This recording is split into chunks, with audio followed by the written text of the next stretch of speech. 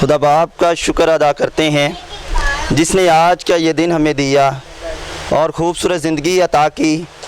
और सबसे पहले इबादत का आगाज़ करने से पहले मैं जनाब वाज टीवी के डायरेक्टर जनाब जाफरी साहब को और उनकी पूरी टीम को अपने इलाका के अंदर दिल की गहराइयों से वेलकम करता हूं, आपकी भरपूर तालियों के अंदर।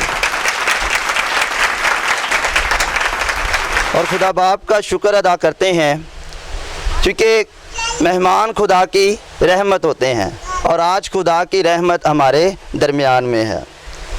और शुक्रगुज़ार हैं खुदा बाप के सारे सफ़र में खुदा ने उनकी बड़ी रहनुमाई हिफाजत की और बाहिफाजत उन्हें हमारे दरमियान में पहुंचाया है। इसके लिए भी खुदा बाप का शुक्र अदा करते हैं। तो आएँ अपनी इबादत का आगाज़ करेंगे और मैं दुआ के लिए हमारे दरमियान खुदा के बंदा एल्डर अमजद मौजूद हैं, हम उनके साथ दुआ मांगेंगे। आइए अपने सिरों को झुकाएं, खुदाओं के नाम को इज़्ज़त और जला दे क्योंकि वो बड़ा है, उसकी शान शौकत अब्दी है। रहीम करीम खुदाओं खुदा लश्करों के रब बादशाहों के बादशाह, तेरा शुक्र अदा करते हैं आज के दिन के लिए, आज के वक्त के लिए जो तुम्हारी ज़िंदगी में अता किया ताकि तेरी इबादत करे, तेरी पूजा, तेरी सताइश करे। आने वाले मेहमानों के लिए तेरी शुक्रगुजारी करते हैं, मिल बिठने के लिए तेरी शुक्रगुजारी करते हैं। जितना वक्त गुजारे खुदा ये तेरी पाक मर्ज़ी के मुताबिक हो। आज जितनी गुफ्तगू हो, जो भी काम करिए, जो भी बातें करे खुदा तेरी पाक मर्ज़ी के मुताबिक हो। खुदा शुरू से लेकर आखिर तक हमारी निगहबानी करना, फाज़ करना, मसीह के नाम से मांगते हैं और पा लेते हैं, आमीन। तो मैं कवायर को दावत दूंगा आपकी भरपूर तालियों में दुआएं और खुदा की शुक्रगुजारी करेंगे। सो आए हम सब अपनी आंखें बंद करें, खुदावंद की हज़ूरी को महसूस करें और दुआ मांगें आज के ज़िंदगी बख्श कलाम के लिए जो कि आज खुदा का बंदा अपने मुँह से आज खुदा की आवाज़ को बयान करने को है। स्वाएं सब अपने सरों को झुकाएं, अपने होंठों से खुदावंद की शुक्रगुजारी करें। खुदा बाप, खुदा बेटे, खुदा बाप, खुदा बेटे रूहुल कुद्दस के नाम से अजीम पाक खुदा मैं तेरी शुक्रगुजारी करता हूँ आज के खूबसूरत दिन के लिए और इस घड़ी और मौका के लिए जो तूने हमारी ज़िंदगियों में अता किया। तेरा शुक्रगुजारी करता हूँ इस पल, इस लम्हा के लिए, झुके हुए तमाम तेरे बेटे बेटियों के लिए खुदा तेरी शुक्रगुजारी करता हूँ जिनको तूने ये बारी फजल बख्शा ताकि तेरी हजूरी में आए और तेरी ज़िंदगी बख्श आवाज़ को, तेरी जिंदा पाक आवाज़ को सुन सकें और खुदावन हमेशा की ज़िंदगी को हासिल कर सकें। क्योंकि तेरे कलाम में ज़िंदगी है, तेरे कलाम में खुदा तसल्ली है। ऐ खुदा पाक खुदा आज जितनी देर भी खुदावंद तेरी हजूरी में रहें, तेरी ज़िंदगी और तेरी ज़िंदा आवाज़ को सुने और सीखें। खुदावंद बरकत पाएँ तो अपने बंदा को सर के बालों से लेकर पाँव के तलवा तक छूना, मसा करना और ब्लेस करना ताकि खुदावंद तेरी आवाज़ को बयान करे और तेरे लोगों की ज़िंदगियों के अंदर चश्मे जारी हों ताकि वो तेरी कलाम के वसीला से खुदावंद तेरी ढेरों बरकत को रिसीव कर सकें। पहले खुदावंद मैंने जो कुछ मांगा है ईमान से पा लिया है, मांगता हूँ तेरे जिंदा जलाली फतेहमंद यीशु नाम के वसीला से, आमीन। सोर चलदा नहीं थे शैतान दा, सोर चलदा नहीं थे शैतान दा, इथे जुम्बश करीदा पाक रूह खुदा दा, इथे जुम्बश करीदा पाक रूह खुदा दा, सोर चलदा नहीं थे शैतान दा, डिगे होया नू चुक लैंदा ए, दुख लैंदा ते सुख देंदा ए, डिगे होया नू चुक लैंदा ए, दुख लैंदा ते सुख देंदा ए। गीत गावा में ओंदी सनादा, गीत गावा में ओंदी सनादा, इते जुम्बश करदा ए पाक रूह खुदा दा, इते जुम्बश करदा पाक रूह खुदा दा, सोर चलदा नहीं थे शैतान दा, ला इलाजां दे इलाज ओ करदा, सब दे सीधे कम काज करदा, ला इलाजां दे इलाज ओ करदा, सब दे सीधे कम काज करदा, जोर टूट जांदा ए थे शैतान दा, जोर टूट जांदा ए थे शैतान दा, इथे जुम्बश करदा ए पाक रू खुदा दा इथे जुम्बश करदा है पाक रू खुदा दा सोर चलदा नहीं इथे शैतान दा एक एक रूह नू छूंदा जावे सोर दुश्मन दा टुटदा जावे एक एक रूह नू छूंदा जावे सोर दुश्मन दा टुटदा जावे मिले तायों जवाब दुआ दा मिले तायों जवाब दुआ दा इथे जुम्बश करदा है पाक रू खुदा दा इथे जुम्बश करदा है पाक रू खुदा दा पाक रू खुदा दा आमीन good afternoon everybody all the happy सभी खुश हो ओके तो आज हम खुदाई कलाम में से सीखेंगे क्योंकि आप इल्म को सीख रहे हैं आप लोग BTH की डिग्री कर रहे हैं तो ये आपके लिए भी बड़ी फ़ख्र की बात है और मेरे लिए भी फ़ख्र की बात है क्योंकि मैं आपका टीचर हूँ और आप लोग मेरे स्टूडेंट हैं।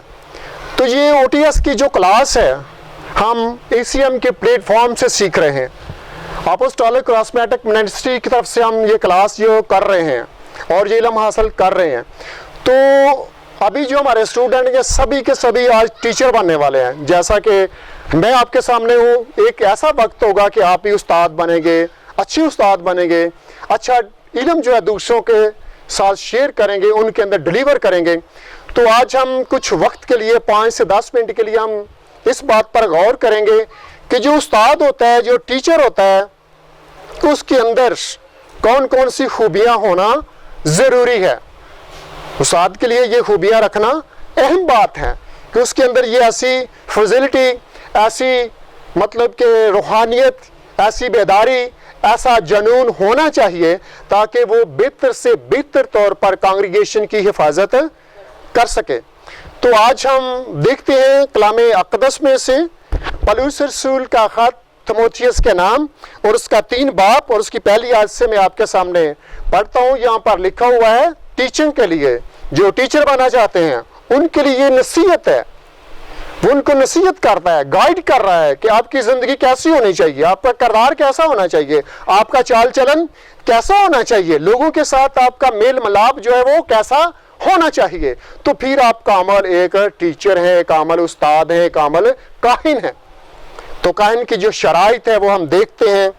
खुदा का बंदा यहाँ पर लिखता है ये बात सच है कि जो शख्स निगहबान का ओहदा चाहता है पहली बात वो क्या कर रहा है जो निगहबान का ओहदा चाहता है जो निगरानी करना चाहता है किसी की हिफाजत करना चाहता है किसी को संभालता है या किसी की परवरिश करता है उसकी अफजाइश करता है तो उसके लिए ज़रूरी कौन कौन सी बातें हैं जो निगहबानी करना चाहता है उसके लिए मेन चीज़ें कौन सी हैं।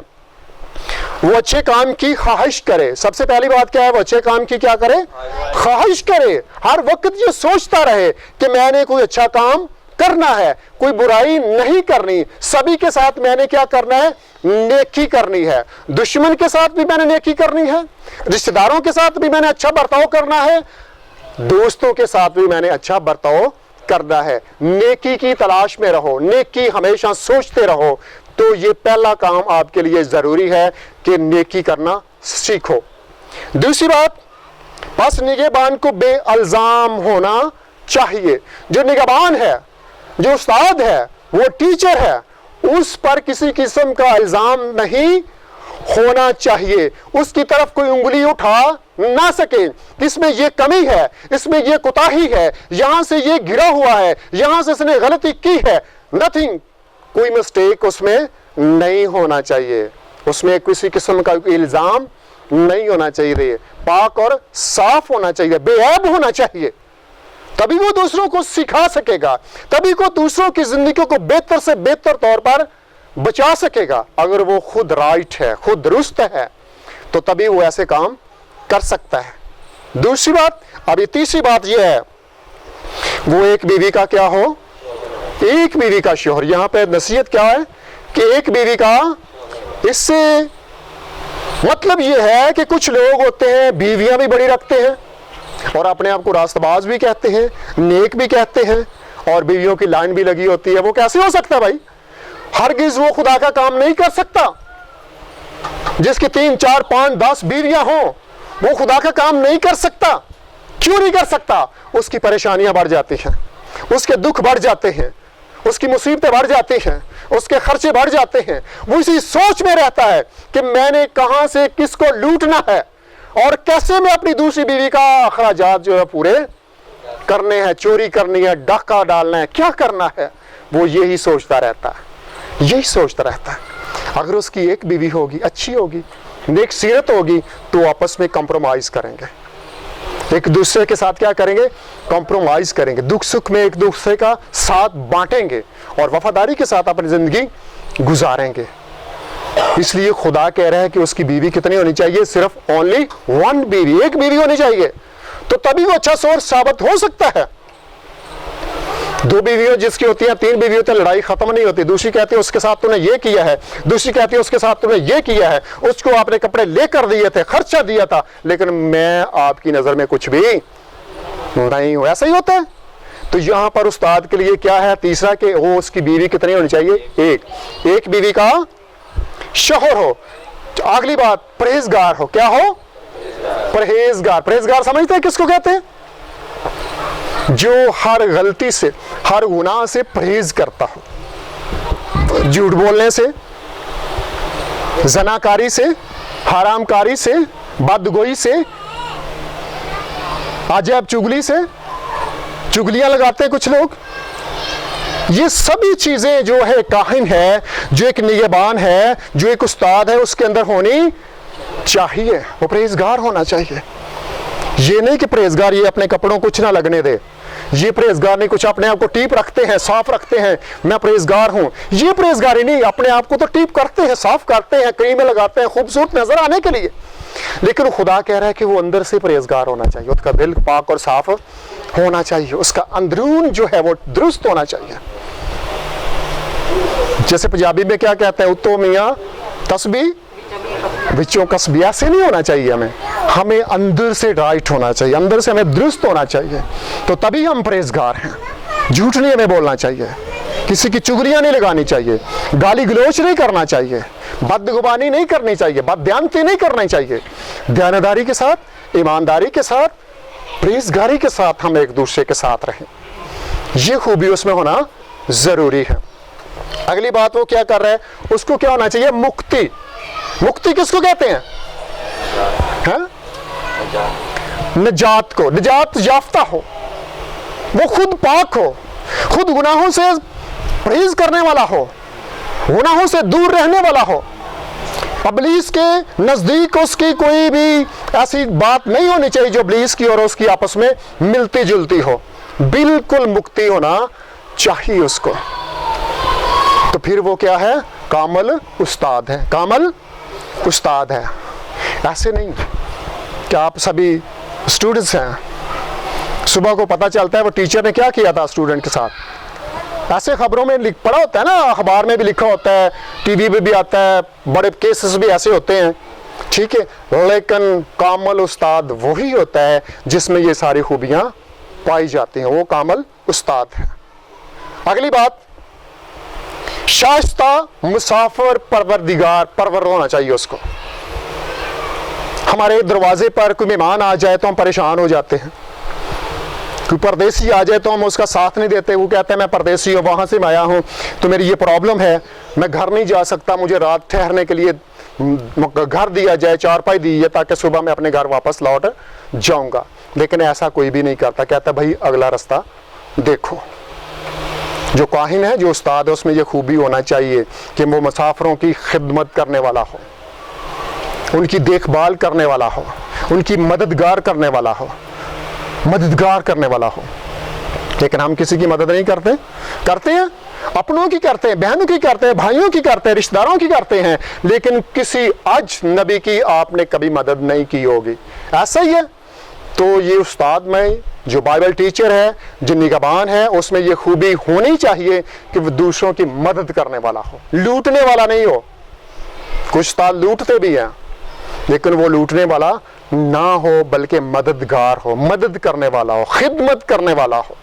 वो खादिम है, जो खिदमत करता है वही खादिम होता है। जैसे शबाज शरीफ ने लिखा होता है, क्या लिखा होता है? खादमे आला। क्या लिखा होता है? खादमे। तो खिदमत वो क्या कर रहा है? लोगों को लूट रहा है। और लिखा होता है खादमे आला तो होता है जो खिदमत गुजार होता है, जो खिदमत करता है दूसरों की। तो आपको ऐसे खादम नहीं बनना जो लूटने वाले खादम हो, बल्कि मदद करने वाले खादम बनना चाहिए, मदद करने वाले उस्ताद बनना चाहिए। और अगली बात वो कह रहे हो, तालीम देने के लायक हो। क्या हो? तालीम देने के, तालीम देने से लायक के मतलब क्या है? इससे कुछ ऐसे उस्ताद भी होते हैं, अभी आप स्टूडेंट्स हैं, अभी आपका जो है मूड ऑफ हो जाता है, कहते हैं हमने क्लास छोड़ देनी है, आगे से हमने नहीं पढ़ना, इतना इल्म ही हमारे लिए काफ़ी है जो हमने कुछ सीख लिया है। तो उनके पास तालीम उतनी होती है, उनके पास मुकम्मल तालीम नहीं होती। तो यहाँ पर नसीहत क्या है? उसके पास मुकम्मल तालीम होनी चाहिए, मुकम्मल उसको डिग्री करनी ज़रूरी है, उसकी तालीम को हासिल करना ज़रूरी है, तभी वो दूसरों को सिखाने के लायक होगा, दूसरों को सिखाने के लिए उसके पास नॉलेज होगा, इल्म होगा, तो तभी वो किसी को राह दिखा सकता है ना। अंधे को राह नहीं दिखा सकता, कि दिखा सकता है, वो तो खुद अंधा है, तो दूसरे अंधे को वो कैसे राह दिखाएगा? वही दिखा सकता है जिसकी आंखें होती हैं। तो यहाँ पर वो नसीहत कर रहा है कि अगर आप उस्ताद बनना चाहते हैं तो आपके पास तालीम का होना ज़रूरी है, मस्ट है। ऐसे खादम भी मैंने देखे हैं, 2 से 3, 6 से 6, और 1 साल के बाद वो कहते हैं मैं खादम हूँ, मैं टीचर हूँ, मैं उस्ताद हूँ। नहीं, नथिंग, वो उस्ताद नहीं हो सकता। उस्ताद बनने के लिए मेहनत की ज़रूरत होती है, इल्म को सीखने की ज़रूरत होती है, तो तभी वो दूसरे को तालीम दे सकता है। अगली बात में वो कह रहे हैं, वो नशा में गुल मचाने वाला और मारपीट करने वाला नहीं होना चाहिए। ऐसे भी उस्ताद होते हैं ना जो नशेई होते हैं, नशा करते हैं, सिगरेट पीते हैं, चरस, अफीम, गांजा, शराब पीते हैं, तो वो भी कहते हैं हम निगहबान हैं, मैं खुदा का काहिन हूं, मैं उसकी तालीम पाता हूं और दूसरों को उसकी तालीम देता हूं। और वो खुद क्या कर रहा है? नशा कर रहा है, सिगरेट नोशी कर रहे हैं, शराब मिल गई वो भी पी ली, चरस मिल गई वो भी पी ली, खा ली, अगर अफीम मिल गई तो वो भी खा ली। तो फिर क्या कहा? मैं उस्ताद हूँ, मैं टीचर हूँ, मैं परहेजगार हूँ, मैं मदद करने वाला हूँ, मैं नेकोकार हूँ। हरगिज़ नहीं। जब ये उसमें ये कमज़ोरियाँ हैं, उसमें ये कोताहियाँ हैं, तो उसको वो दूर करे। उसके अंदर ऐसी गलतियाँ, ऐसी कोताहियाँ नहीं होना चाहिए। अगली बात, मारपीट करने वाला भी नहीं होना चाहिए। ऐसा है ना, हम घरों में बहुत मारपीट करते हैं। अगर कोई शादीशुदा होता है, बीवी ने खाने में देर कर दी, पिटाई शुरू कर दी, कपड़े नहीं धोए तो मारपीट शुरू कर दी, बच्चों ने कुछ कर दिया तो लड़ाई झगड़ा फसाद शुरू कर दिया। ऐसा होता है? नहीं, जो उस्ताद है उसमें ऐसी बात नहीं होनी चाहिए। तहम्मुल करने वाला हो, सब्र करने वाला हो, उसमें जज्बा हो, जज्ब करने का, अपने आप पर उसको कंट्रोल होना चाहिए। ये नहीं किसी ने कुछ कहा तो लड़ाई शुरू कर दी, झगड़ा शुरू कर दिया, मारपीट शुरू कर दी, बीवी को मारा, बच्चों को डांटा, बीवी को घर से निकाल दिया।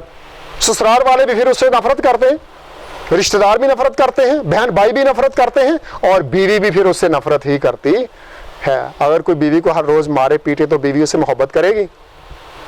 जी हाँ, करेगी। क्यों जी वफा साहब? अगर आप अपनी बेटी को रोज पीटेंगे तो आपसे मोहब्बत करेगी? कभी भी आपसे मोहब्बत नहीं करेगी, आपको खाना भी नहीं देगी। हाँ, कुछ बीवी ऐसे भी होती है, ले आ गई लफट्टर, ओ पियाई मगरों लातो तो खा ले। ऐसा भी फिर होता है, ये ऐसा होता है, वो मारपीट करता है। फिर हम कहते हैं कि बीवी की गलती है। बीवी की गलती नहीं, जब हम ठीक हैं, राइट हैं, दुरुस्त हैं, तो बीवी भी दुरुस्त होगी, ठीक होगी, राइट पे होगी। हम अपने अंदर देखें कि हम किस किस जगह से गलत हैं, कहाँ कहाँ से हम गलती कर रहे हैं।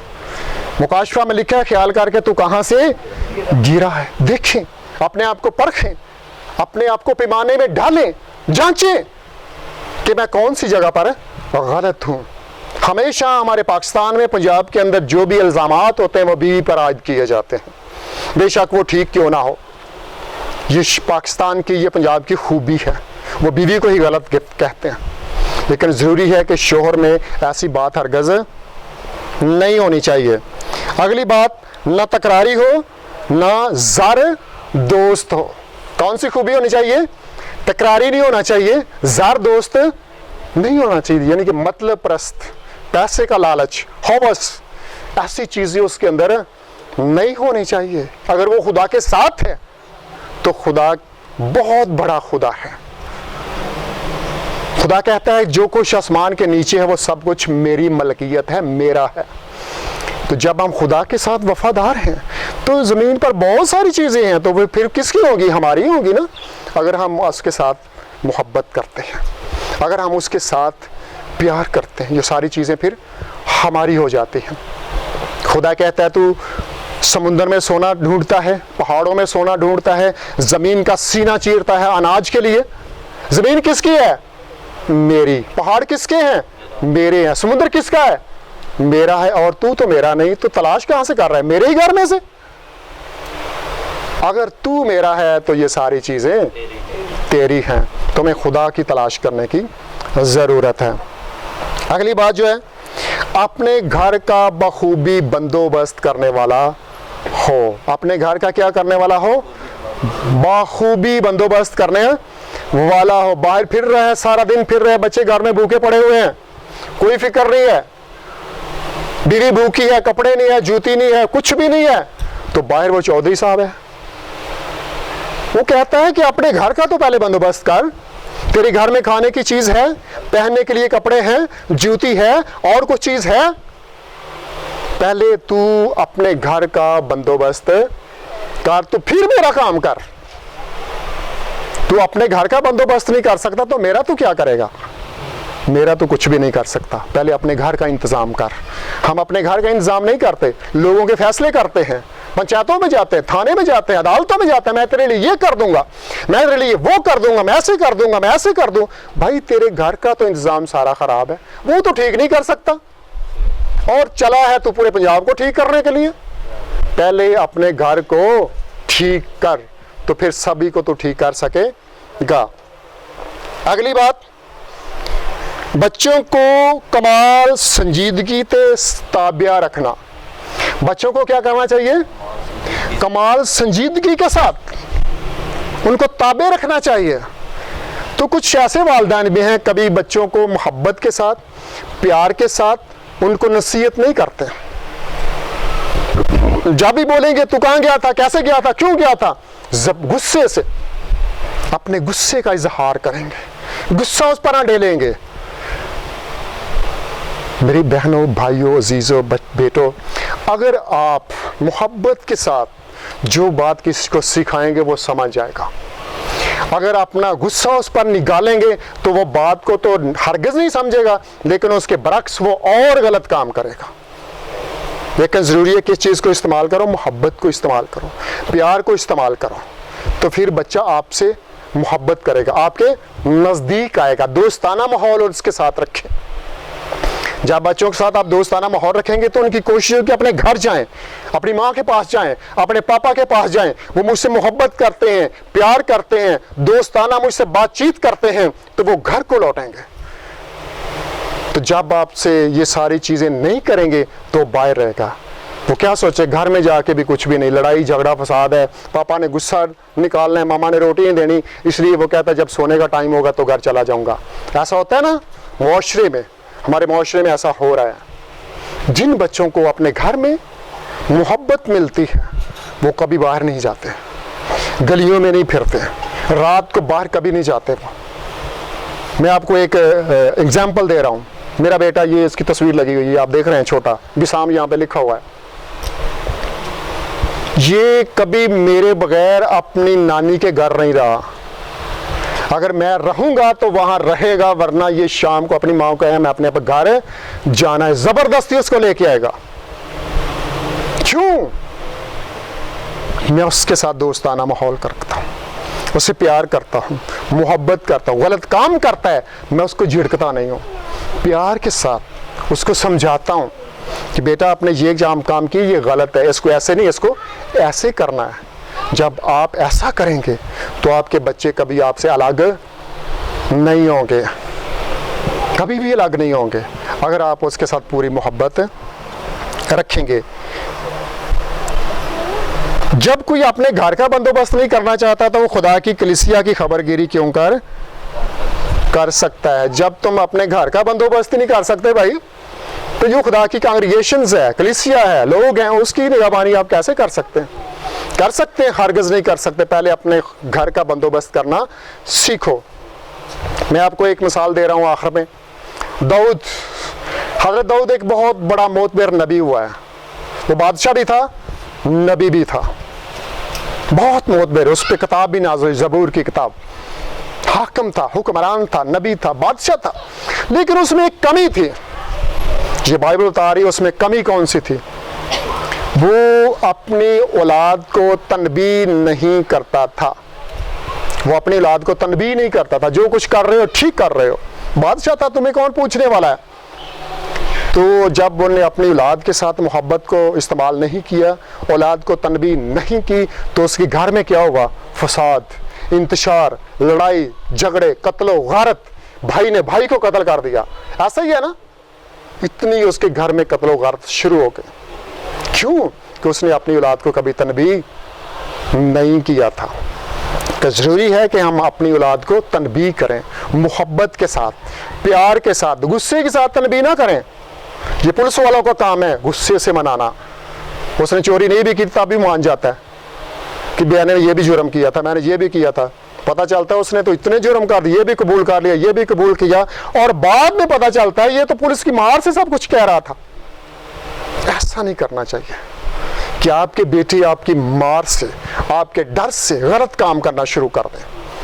मोहब्बत के साथ उनके साथ पेश आएं, मोहब्बत के साथ उनकी सीटिंग करें, मोहब्बत के साथ उनके साथ अपना वक्त को गुजारें। आखिरी बात करने, वफादारी पर मैं बात करने लगा हूँ। एक मुकद्दस गुजरा है, उसका नाम था मुकद्दस जुराड। ये आप स्टूडेंट के लिए बहुत अहम बात है कि अपने बड़ों की, अपने वालिदैन की, अपने टीचर की इज्जत करें, अपने बड़ों की इज्जत करें, हाँ कोई भी हो। मुकद्दस जुराड इतना वफादार था, इतना वफादार था। तो एक दिन उसके उस्ताद ने उसको आवाज़ दी कि जुराड फौरन आ जा। ये गोरा था, जुराड गोरा शगिर था। उसके उस्ताद ने उसको आवाज़ दी, जुराड फौरन आ। तो वो क्या कर रहा था? एक हाथ में उसके गिलास था, दूसरे हाथ में जग था। वो ऐसे पानी भर रहा था, ऐसे ऐसे खड़ा था। ये गिलास है, ये जग है, उसमें पानी उड़ेल रहा था। उसने आवाज़ दी, उस्ताद ने, जुराड फौरन। छोड़ दिया, वहीं पे छोड़ दिया, उसने नीचे भी नहीं रखा, वहां छोड़ दिया। लेकिन उसकी वफादारी का नतीजा क्या हुआ था? उसके उस्ताद ने देखा कि मैंने इसको आवाज़ दी है। उसने देखा, क्या देखा, माजरा क्या देखा? गिलास वहीं खड़ा है, जग वहीं खड़ा, पानी जा रहा है, ऐसे सभी चीज़ें साकन खड़ी हुई हैं, क्योंकि वो अपने उस्ताद के साथ, अपने खुदा के साथ इतना वफादार था। सभी चीज़ें खुदा ने वहाँ पर साकन कर दी। जब आप अपने वालिदैन के साथ, अपने उस्ताद के साथ, मोहल्लेदारों के साथ, रिश्तेदारों के साथ वफादारी से ज़िंदगी गुजारेंगे तो आपका कोई भी बाल बांका नहीं कर सकता, क्योंकि फिर तुम्हारी मदद कौन कर रहा है? वो खुदा कर रहा है, जिसके कब्ज़े में आपकी, मेरी और सभी लोगों की जान है। जब हम उसके साथ चलते हैं तो हमें किसी चीज़ का डर और खौफ नहीं। खुदा आप सबको बरकत दे, आमीन। क्राइस्ट ऑफ लाइफ पार्ट 1 में से 11 स्टूडेंट हैं हमारे।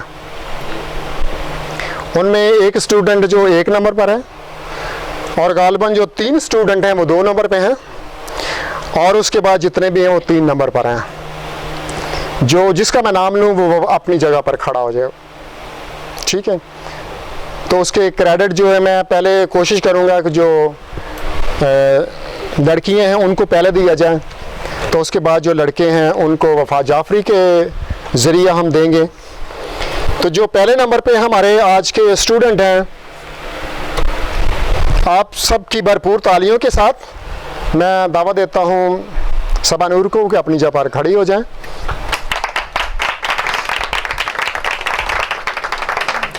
ये बड़ी खुशी की बात है कि एक आज स्टार से आप क्रेडिट ले रहे हैं, ठीक है ना? लोग टीचर से लेते हैं, आप स्टार से ले रहे हैं। तो जिसने सबसे ज़्यादा नंबर हासिल किए हैं वो है कोमल लब्बा, उसने 100 में से 98 नंबर हासिल किया।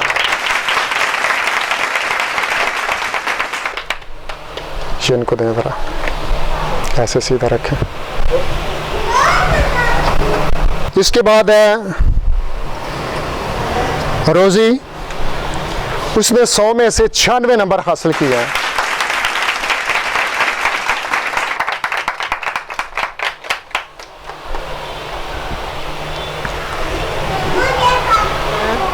ओरीज, जिसने 100 में से 96 नंबर हासिल किया।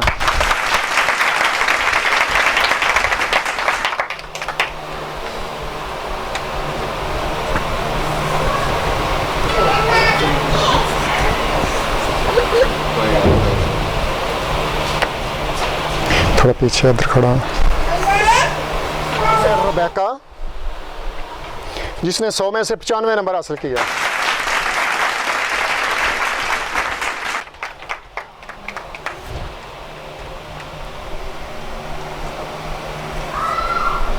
तहमीना मुनव्वर, जिसने 100 में से 97 नंबर हासिल किया।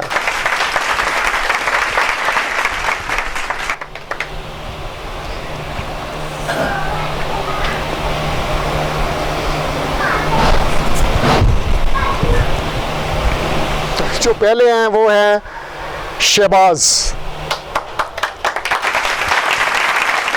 इन्होंने 100 में से 95 नंबर हासिल किया।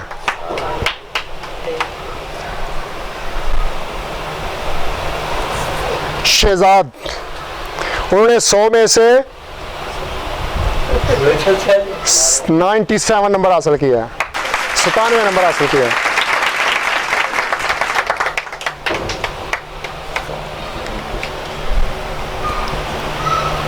शराफत, देखते हैं उन्होंने कितने नंबर हासिल किए हैं। तो अभी आपके सामने शराफत मौजूद है, इन्होंने 100 में से 97 नंबर हासिल किया है।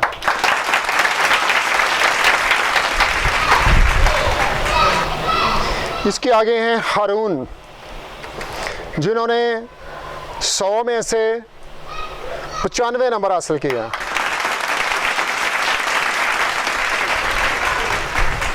तो इसके अलावा हमारे दो स्टूडेंट जो गैर हाज़िर हैं अभी, तो वो दोनों, एक का नाम आरजू है और एक नाम वाजिद अली है। उन्होंने 100 में से दोनों ने बराबर नंबर हासिल किए हैं, 93 नंबर उन्होंने हासिल किए हैं और वो भी 90 से ऊपर हैं। आपकी भरपूर तालियों के साथ कि आपने बहुत अच्छे नंबर लिए और मैं आपसे यही तवक्को करता हूँ कि आने वाले वक्त में भी आप दिल जमी के साथ स्टडी करें और अपने नंबरों को आगे बढ़ाने की कोशिश करें। ओके।